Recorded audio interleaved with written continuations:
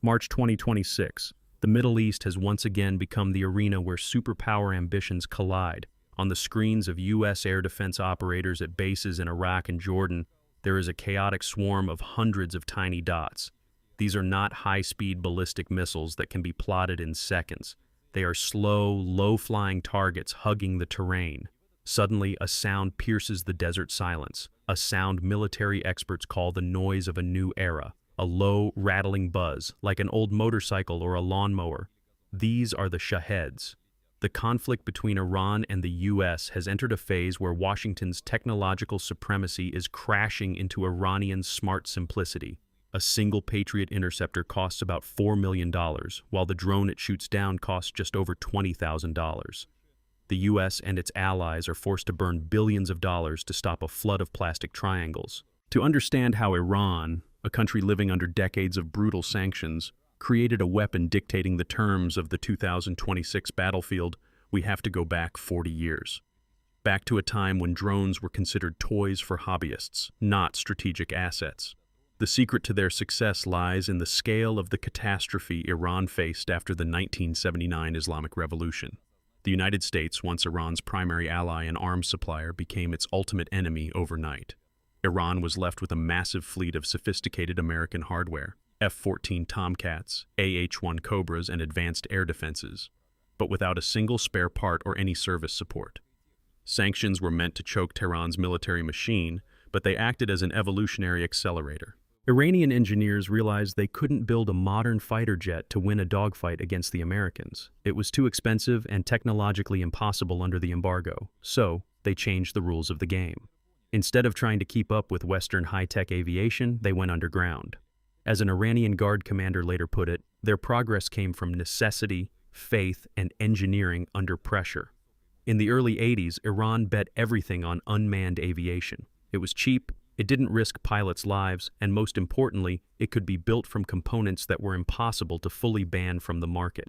Iran began building an army out of scraps that, 40 years later, would become a nightmare for the most expensive defense systems in the world. During the bloody Iran-Iraq War, Tehran faced a critical intelligence gap. They had no satellites, and sending scarce reconnaissance planes into Iraqi air defenses was too risky. The solution came from an unexpected place: student enthusiasts and model airplane hobbyists. This was the birth of the Mohajer-1, Iran's first true combat drone. Its design was primitive, a basic frame made of plywood, plastic, and aluminum. For eyes, it bypassed expensive optical stations for standard commercial cameras. To get the intel, the drone had to return so the film could be manually developed. For armament, some units were rigged with 6 RPG-7s. The accuracy was somewhere over there, but the psychological impact on enemy infantry was massive. The Iranians quickly realized that a drone isn't just a cheap airplane. It's a consumable. It is meant to be lost. This realization birthed the concept of asymmetric warfare, a strategy Iran has spent decades perfecting. While the world laughed at Iran's plywood toys, Tehran was building a massive ecosystem of underground factories hidden deep within the Zagros Mountains. Those early clunky models laid the foundation for Iran's primary strategy. If you cannot defeat the enemy with the quality of a single aircraft, you overwhelm them with hundreds of cheap ones. This is the doctrine currently forcing the Pentagon to rewrite the tactical manual. They call it the asymmetric response. Its core strength isn't raw power, but economic ruthlessness. Military analysts are now facing a terrifying math problem. A modern interceptor for systems like Patriot or NASAMS costs between $2 million and $5 million per shot. The cost of a single Shahed is estimated between $20,000 and $50,000. This means for every single missile fired, Iran can launch 100 to 200 drones. Even if air defenses intercept 90% of the targets, the remaining 10% will strike home. The defender's budget will bleed out long before the attacker runs out of drones. Iran turned war into a mathematical war of attrition. They understood a drone doesn't need to be invisible or supersonic. It just needs to be cheap enough to lose and accurate enough to be a threat. This strategy turned Iran into a superpower for the poor. Any state or group with a few $1 million can now jeopardize fleets and armies that cost trillions. The heart of this new reality is the flying wing the world would soon know as the Shahed. When the Shahed 136 first appeared in 2014, Many dismissed it as an obsolete relic. It lacked elegant curves or advanced stealth systems. It was a flat triangle, a flying wing with two vertical stabilizers at the tips. But within that primitive look was cold, calculated engineering. Iranian engineers chose the tailless flying wing design for three critical reasons. First, maximum lift. The entire body is the wing. This allows the craft to fly massive distances, up to 2,500 kilometers, with minimal fuel consumption. Second, ease of assembly. The delta shape eliminates complex tails, elevators, and stabilizers. It is a single form that is easy to stamp out from composite materials on basic machinery. Third, natural stealth. Despite lacking expensive coatings, a flat plastic triangle without a large vertical tail or massive engine produces a very weak radar signature. It is often mistaken for a large bird or mere interference until it reaches a critical distance. Inside this triangle, everything is built on the principle of modularity: the warhead in the nose, the fuel tank in the center, and the engine in the tail. It is brilliantly simple, but the real magic begins when this plastic glider receives its heart. The primary organ of the Shahed 136, giving it its signature voice and incredible range, is the Mato MD550 engine. But if you look under the hood, you won't find secret space-age technology. You will find a copy of a German engine designed for model airplanes and chainsaws. The history of this motor is a global detective story. Iran took the German Limbach L550 aviation engine as a prototype. When direct supplies were cut off by sanctions, the Iranians simply stripped it down to the last screw and copied it.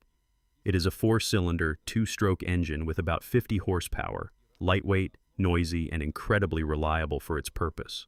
Spare parts for such motors are produced in China and Europe for agriculture and light sport aircraft. Tracking every shipment of a civilian crankshaft or piston to Iran is impossible. This engine allows the Shahed to drone through the sky for 10 to 12 hours straight. Its sound is that of a moped flying at an altitude of 50 to 100 meters. For air defense, this is a nightmare. The engine emits very little heat compared to jet missiles, making it extremely difficult for heat-seeking systems like the Stinger to lock on. The Iranians turned a noisy garden tool into the heart of a weapon that travels thousands of kilometers.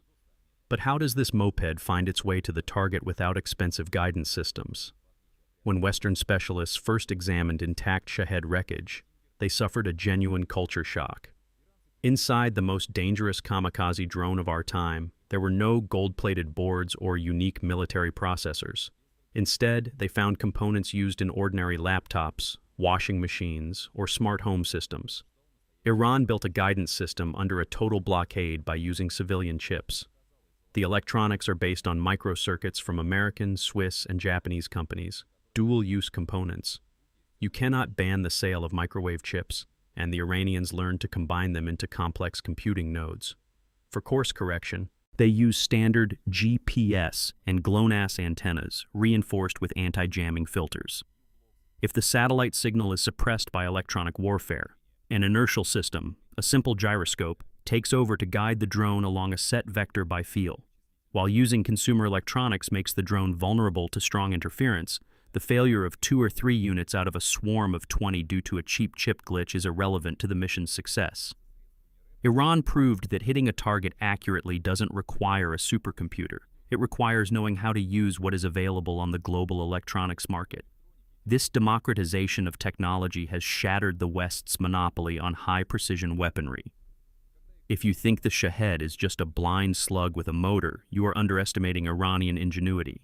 The engineers implemented a multi-layered control system where every block backs up another, functioning through sophisticated software and digital protocols. Inside the drone is a multi-layered control system where every block acts as a backup. At its core is an autonomous autopilot. Even if GPS is completely severed, the Shahed continues its flight using gyroscopes and pressure sensors, calculating its path through the wind like an ancient mariner. On top of this sits a digital corrector using civilian satellite signals. But Iran went further. They programmed their drones to utilize multiple networks simultaneously, not just the American GPS, but also the Russian GLONASS and Chinese Beidou. The most expensive piece of electronics inside is the CRPA antenna. This small board filters out electronic warfare noise, creating a digital shield that allows the drone to hear satellites even in the most heavily jammed airspace. This combination transforms cheap plastic into a surgical tool. The Iranians didn't try to build a drone that sees the target via a real-time camera. That is expensive and requires a high-bandwidth data link. Instead, they built a drone that knows exactly where it is down to the meter. This eliminated the need for a human operator, making the attack entirely autonomous. 1 Shahed in the sky is a problem. 10 is a crisis. 30 is a death sentence for a local air defense system. Iran was the first to practically implement the concept of a saturation attack, or swarm tactics. The logic is simple and ruthless. First, channel overload. Every surface-to-air missile system has a limit on how many targets it can track and engage at once. If a battery can handle 4 targets but 12 are closing in, 8 drones are guaranteed to slip through the umbrella. Second, the rack launchers. Iran developed unique mobile launchers disguised as ordinary commercial trucks. A single trailer hides 5 drones. 5 trucks mean a volley of 25 units that can be launched from any spot in the desert or on a highway. Third, the decoy effect. Shaheds are often launched first to serve as bait, while air defenses burn precious missiles and time on plastic mopeds. Faster and more powerful ballistic missiles follow, striking an already depleted defense. This tactic turns modern high-tech warfare into a battle of resource exhaustion. Iran has proven that it doesn't matter how sharp your sword is. If you are attacked by a swarm of angry wasps, eventually, you will miss a sting. This standoff has become the ultimate example of the 21st century air defense crisis. On one side is the American MIM-104 Patriot, the pinnacle of engineering, costing $1 billion per battery. On the other is a flying triangle made of plywood and plastic, priced like a used car. The duel is paradoxical. First, the blind spot. Patriot radars are tuned to find fast ballistic missiles or large aircraft. The slow, low-flying Shahed often slips under the radar beam, masking itself in the terrain. Second, the cost of failure. A single PAC-3 interceptor costs roughly $4 million. If an operator fires 2 missiles at one drone to guarantee a kill, he spends $8 million to destroy a $20,000 target. Mathematically, this type of defense leads to bankruptcy faster than it leads to victory. System wear. Air defense systems are not designed for 24/7 swarm defense. Constant launches lead to overheating, hardware fatigue, and most critically, a shortage of interceptor missiles that take years to manufacture, while Shaheds are pumped out of factories daily. The U.S. and its allies are scrambling for a solution, rushing to bring back legacy anti-aircraft guns like the Gepard and fast-tracking laser weapon systems. But while lasers remain in the testing phase, the sky remains a battlefield where a cheap swarm repeatedly tests the structural integrity of an expensive wall. As Shahed technology migrated beyond Iran, the project gained a second wind and a new identity, the Garan 2. While externally nearly identical to its Iranian predecessor, significant changes began occurring under the plastic skin. Localization and industrial modernization transformed the drone from a garage-built unit into a mass-produced product of an industrial giant. New materials replaced the fiberglass honeycomb structure with carbon fiber and advanced composites, making the drone even lighter, more durable, and harder to detect on radar. You've likely noticed the drones turned black. This isn't for aesthetics. A specialized radar-absorbent coating makes them nearly invisible to visual detection and searchlights in the night sky. The lethality has also evolved. Warheads are now tailored for specific missions, featuring thermobaric vacuum charges and high-explosive fragmentation elements designed for maximum damage to hardware. Most importantly, the scale has shifted. While Iran produced drones by the hundreds, new facilities like those in the Alabuga Special Economic Zone have moved to the thousands. This is no longer just an asymmetric response. It is assembly line warfare. The technology has detached from its creator and taken on a terrifying life of its own.